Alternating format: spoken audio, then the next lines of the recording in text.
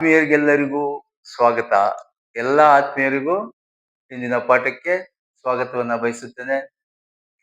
ನಾವು ಇಲ್ಲಿ ನಾಮಪದಗಳ ಜೊತೆ ಫಾರ್ ಫಾರ್ ಎಂಬ ಪ್ರಿಪೋಸಿಷನ್ ಅನ್ನ ಬಳಸಿದಾಗ ಯಾವ ರೀತಿ ನಾವು ಅರ್ಥ ಮಾಡ್ಕೋಬೇಕು, ಮತ್ತೆ ಯಾವ ಶಬ್ದ ಹೆಚ್ಚಾಗಿ ಅದನ್ನ ತನ್ನ ಜೊತೆ ಬಳಕೆಗೆ ತಗೊಳ್ತದೆ ಅನ್ನೋ ಒಂದು ಶಬ್ದಗಳನ್ನ ನಾನು ಇಲ್ಲಿ ಉಪಯೋಗಿಸಿ ನಿಮ್ಗಳಿಗೆ ವಾಕ್ಯವನ್ನ ರಚನೆ ಮಾಡಿ ಇಲ್ಲಿ ತಿಳಿಸ್ತಾ ಇದ್ದೇನೆ.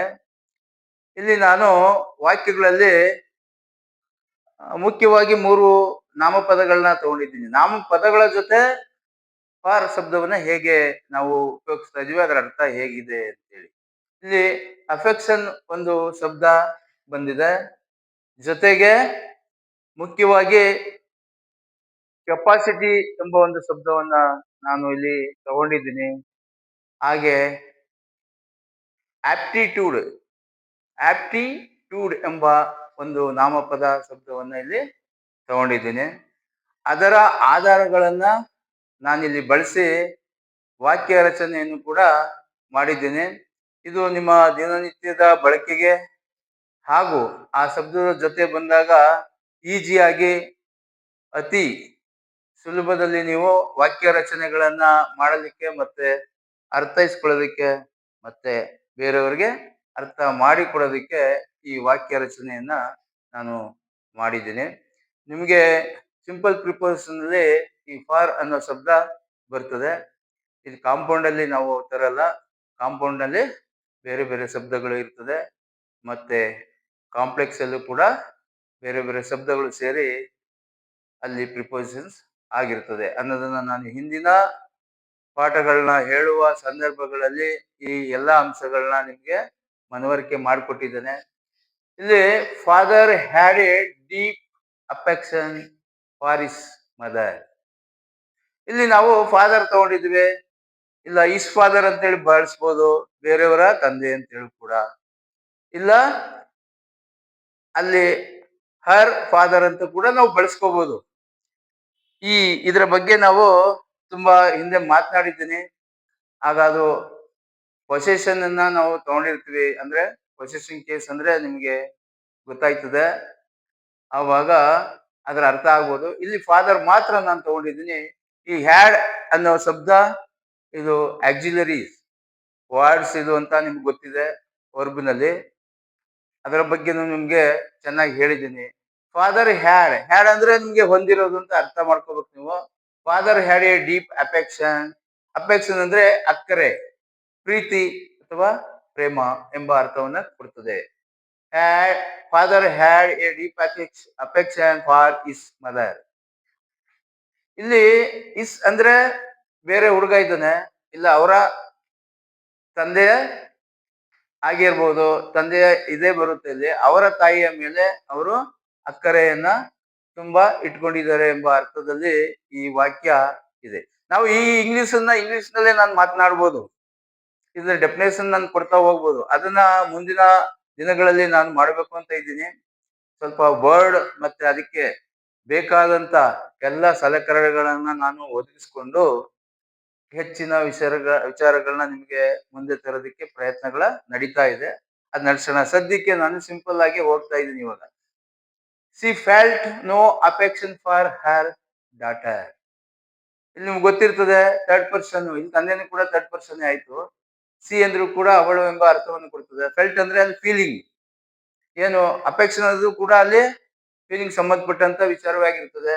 ಅದರಿಂದ she felt no affection for her daughter, ಅಲ್ಲಿ ಯಾವುದೇ ಪ್ರೀತಿ ಅಕ್ಕರೆ ಇಟ್ಕೊಂಡೇ ಇಲ್ಲ ಎಂಬ ಅರ್ಥ ಇಲ್ಲಿ ಆಗ್ತಾ ಇದೆ ನಿಮ್ಗೆ. My son has little aptitude for sport. ನಿಮ್ಗೆ ಗೊತ್ತಿದೆ ಇಲ್ಲಿ ಇಲ್ಲಿ ಯಾವುದೇ ಆಟಗಳಲ್ಲಿ ಅಲ್ಲಿ ಹೇಳ್ತಾ ಇದ್ದೀವಿ ಮೈ ಸನ್ ಹ್ಯಾಸ್ ಲಿಟ್ಲ್, ಸ್ವಲ್ಪ ಅಲ್ಲಿ ಅವನು ತುಸು ಅವನು ಆಸಕ್ತಿಯನ್ನ ಹೊಂದಿದ್ದಾನೆ ಆಟದಲ್ಲಿ ಎಂಬ ಅರ್ಥವನ್ನ ಇಲ್ಲಿ ಕೊಡ್ತಾ ಇದೆ. ಅಂದ್ರೆ ಕೌಶಲ್ಯವನ್ನ ಹೊಂದಿದ್ದಾನೆ ಅಂತೇಳಿ ಅದರ ಅರ್ಥ. ಆಪ್ಟಿಟ್ಯೂಡ್ ಅಂದ್ರೆ ಕೌಶಲ್ಯ ಸಾಮರ್ಥ್ಯ ಇದೆ, ಸ್ವಲ್ಪ ಮಟ್ಟಕ್ಕೆ ಅತಿಯಾದುದಿಲ್ಲ ಎಂಬ ಅರ್ಥವನ್ನ ಇಲ್ಲಿ ಕೊಡ್ತಾ ಇದೆ. C has on aptitude for learning grammar. ಆಕೆ ಎಷ್ಟು ಇದನ್ನ ಸಾಮರ್ಥ್ಯವನ್ನು ಹೊಂದಿದ್ದಾಳೆ ಈ ಓದುವ ಬಗ್ಗೆ ಅನ್ನೋ ಅರ್ಥವನ್ನ ಇಲ್ಲಿ ಕೊಡ್ತಾ ಇದೆ. ಇಲ್ಲಿ ಫಾರ್ ಅನ್ನೋದನ್ನ ನಾನು ಎಲ್ಲಾ ಕಡೆ ಈ ಶಬ್ದಗಳ ಜೊತೆಯಲ್ಲಿ ತಂದಿದ್ದೀನಿ. ಆಪ್ಟಿಟ್ಯೂಡ್ಗೆ ಇದು ಫಾರ್ ಇದೆ. ಇಲ್ಲಿ ಎರಡನೇ ವಾಕ್ಯದಲ್ಲೂ ಕೂಡ ಹಾಗೆ ಅಫೆಕ್ಷನ್ಗೆ ಫಾರ್ ಅನ್ನ ನಾನು ಬಳಸ್ಕೊಂಡಿದ್ದೀನಿ ಅನ್ನೋದನ್ನ ನೀವು ಅರ್ಥ ಮಾಡ್ಕೊಳ್ಳಿ. ಐದನೇದು young son has no. Has ಅಂದ್ರೆ ಥರ್ಡ್ ಪರ್ಸನ್ ಬಂದಾಗ ಆಸ್ ಬರೋದು. ಹ್ಯಾಡ್ ಅನ್ನೋದು ಕಾಮನ್ ಆಗಿ ಬರುತ್ತೆ ಎಲ್ಲರಿಗೂ. ಯಾವ ಅನ್ನೋದು first person and second person ಇದ್ದಾಗ ನಾವು ಬಳಕೆಯನ್ನ ಮಾಡ್ತೀವಿ ಅನ್ನೋದನ್ನ ನೀವು ಅರ್ಥ ಮಾಡ್ಕೊಳ್ಳಿ. The young son has no aptitude for working hard. ಆತನಿಗೆ ತುಂಬಾ ಕಷ್ಟಪಟ್ಟು ಕೆಲಸ ಮಾಡೋದು ಕೌಶಲ್ಯವನ್ನು ಹೊಂದಿಲ್ಲ, ಅವನಲ್ಲಿ ಇಲ್ಲ ಎಂಬ ಅರ್ಥವನ್ನ ಇಲ್ಲಿ 5ನೇ ವಾಕ್ಯದಲ್ಲಿ ಅರ್ಥವನ್ನ ನಾವು ಕನ್ನಡಕ್ಕೆ ತಂದ್ಕೋಬಹುದು, ಅರ್ಥನ ಮಾಡ್ಕೋಬಹುದು. 6ನೇದು my daughter has a great capacity for hard work.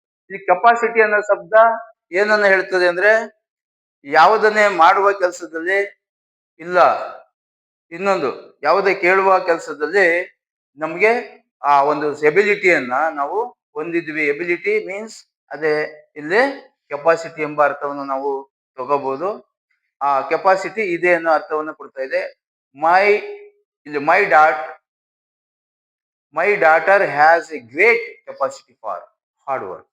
ತುಂಬಾ ಪ್ರಯಾಸದಿಂದ ಕಷ್ಟಪಟ್ಟು ದುಡಿಯುವ ಒಂದು ಅವ್ರಿಗೆ ಶಕ್ತಿ ಇದೆ, ಸಾಮರ್ಥ್ಯ ಇದೆ ಎಂಬ ಅರ್ಥವನ್ನ ಇಲ್ಲಿ ಕೊಡ್ತಾ ಇದೆ. ಇದು ಮೈ elder sister has A capacity for reading Hindi and English. ಇಲ್ಲಿ ಹಿಂದಿ ಮತ್ತೆ ಇಂಗ್ಲಿಷ್ ಓದುವ ಸಾಮರ್ಥ್ಯವನ್ನ ನನ್ನ ಎಲ್ಡರ್ ಅಂದ್ರೆ ಚಿಕ್ಕ ಸಿಸ್ಟರ್ ತಂಗಿ ಅಂತ ಅನ್ಕೋಬಹುದು, ಅವಳಿಗೆ ಇದೆ ಎಂಬ ಅರ್ಥದಲ್ಲಿ ಈ ವಾಕ್ಯ ಅರ್ಥವಾಗ್ತಾ ಇದೆ.